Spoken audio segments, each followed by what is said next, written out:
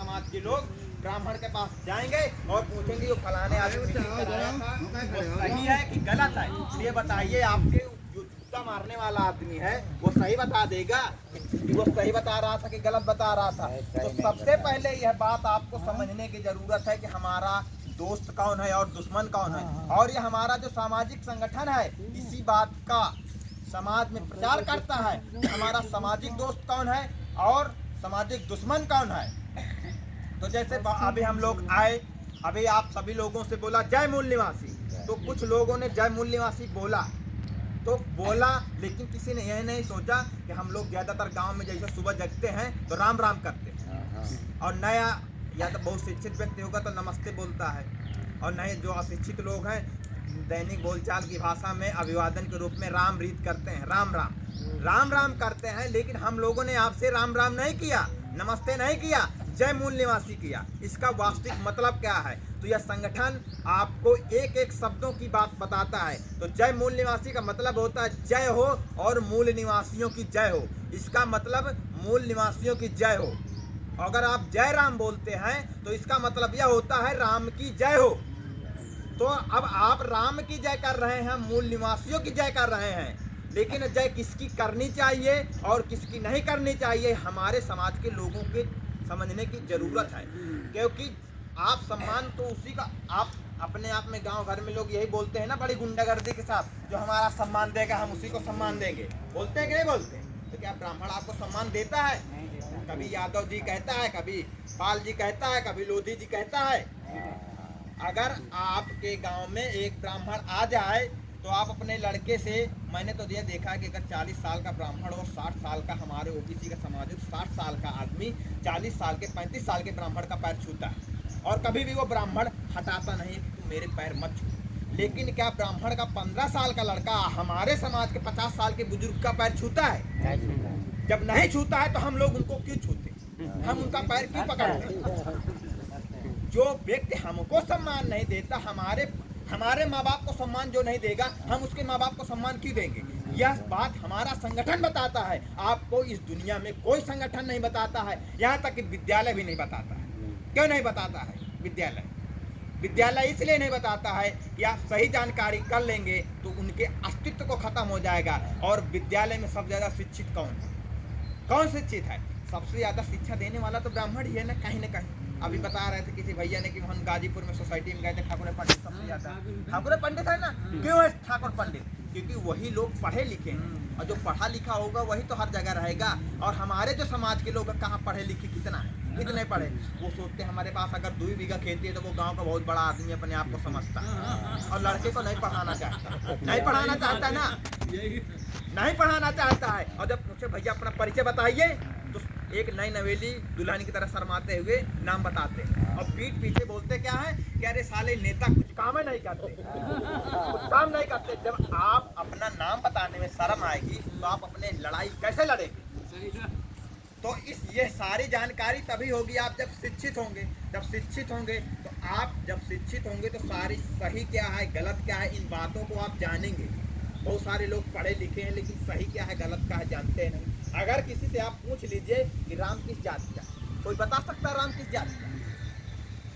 जब राम लोध नहीं है, मुरारी नहीं है, गडरिया नहीं है, पासी नहीं है, चमार नहीं है, यादव नहीं है, तो तुम राम की जय क्यों करते हो? क्यों करते हो जय? आप की चीज समझ लीजिए, एक ब्राह्मण दूसरे जब ब्राह्मण से मिलता है कभी राम राम करता है? मेरी जानकारी के अनुसार नहीं करता है। वो बोलेगा महाराज की जय, या बोलेगा जय महाराज, जय माता दी, ज्यादातर महाराज की जय हो बोलता है। मेरी जानकारी के अनुसार वो राम राम बहुत कम बोलता है। वो राम हमारे से समाज से बात वो करेगा, हमारे समाज के आदमी उनसे बात करे, या हमारे समाज को जय राम की करते हैं, लेकिन वो आपस में जब अभिवादन करते हैं तो जय महाकाल बोलते हैं, जय महाराज की जय। मतलब अगर महाराज के जय बोले तो महाराज आप भी हैं, महाराज आप भी हैं, आप हैं, मैं हूँ, मतलब महाराज की जय हो, मतलब हमारी और आपकी जय। लेकिन आप क्या बोलते हैं? राम राम, जय राम।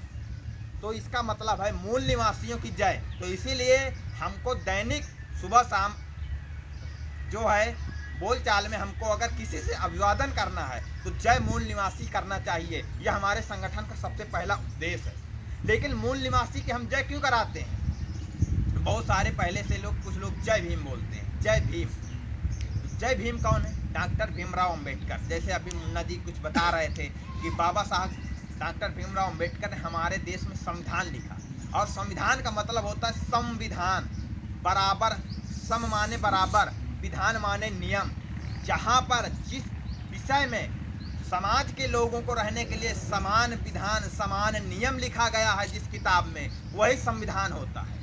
तो जिस प्रकार आप बहुत बड़े बड़े धर्म ग्रंथों को अपना एक बहुत बड़ा धर्म ग्रंथ समझते हैं, उसी प्रकार इस देश को चलाने वाला जो ग्रंथ है संविधान है। और संविधान सभी को बराबर अधिकार देता है, बराबर अधिकार देता है कि आप पढ़ लिख करके बराबरी से नौकरी कर सकते हैं, बराबरी से बोलचाल बोल सकते हैं। इस देश में संविधान लागू न होने के पहले हमारे देश में जो ओबीसी SC ST के लोग हैं, इन लोगों को शिक्षा का अधिकार नहीं पढ़ा। बहुत सारे लोग, अगर आज जो लोग पढ़े लिखे हुए हैं या 1950 के बाद जो लोग जन्मे हैं, उन्हीं लोगों को पढ़ा लिखा है।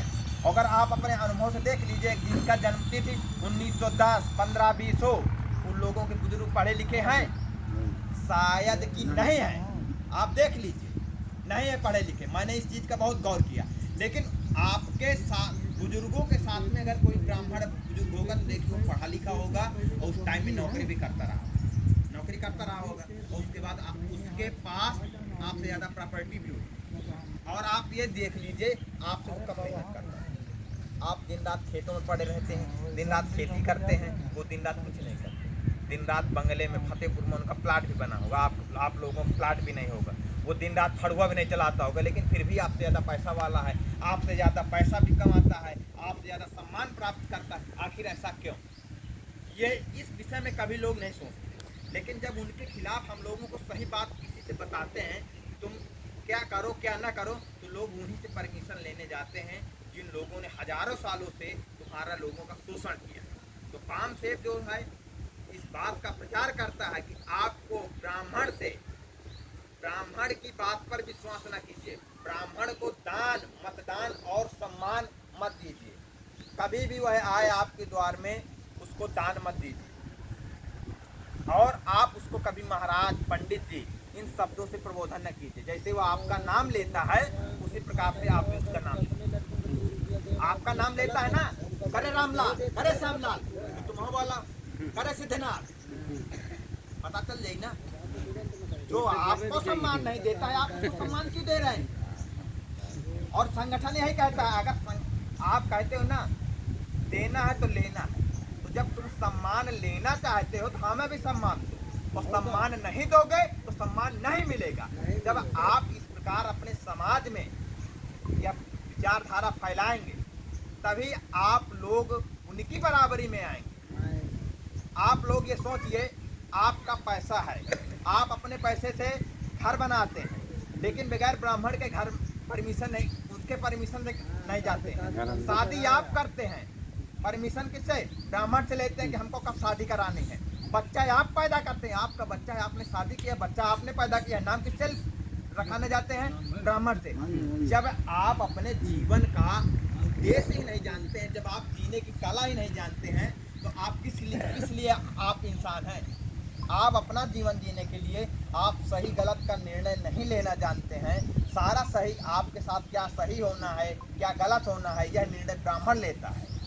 तभी तो अब अगर आप अपने लड़के की शादी तय कर लीजिए, और आपका मन है कि अब अगले महीने में शादी होना चाहिए, लड़की पक्ष और लड़का पक्ष ने बात किया और अगले महीने में शादी होनी है, और उसके बाद आपने गए पंडित जी, क्योंकि परमिशन तो पंडित जी से लेना है ना कि कब शादी करना है, और आपका प्लान है अगले महीने, आपकी प्लानिंग क्या है कि शादी अगले महीना होना है। पंडित जी के पास गए, पंडित जी से बताए कि हम लोग अब शादी करना चाहते हैं, पंडित जी बताइए शादी कब करना है।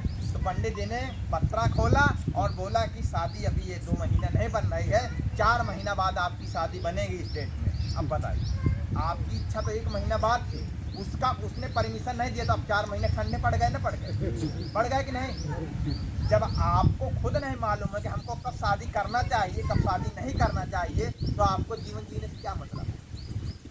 क्या मतलब है? और आखिर आपके साथ ऐसा क्यों किया जाता है? आखिर किया क्यों जा रहा है? जय मूल निवासी इसलिए बोला जाता है। बहुत सारे लोग ये बताइए, आपके गांव का आदमी कितना भी आपका दुश्मन हो, लेकिन जितना अच्छा व्यवहार वो करेगा, उससे अच्छा व्यवहार बाहरी आदमी नहीं करेगा। बाहरी आदमी दूसरे गांव का आया हुआ आपके साथ कैसा बर्ताव करेगा? अच्छा बर्ताव करेगा? कर सकता है कि नहीं कर सकता?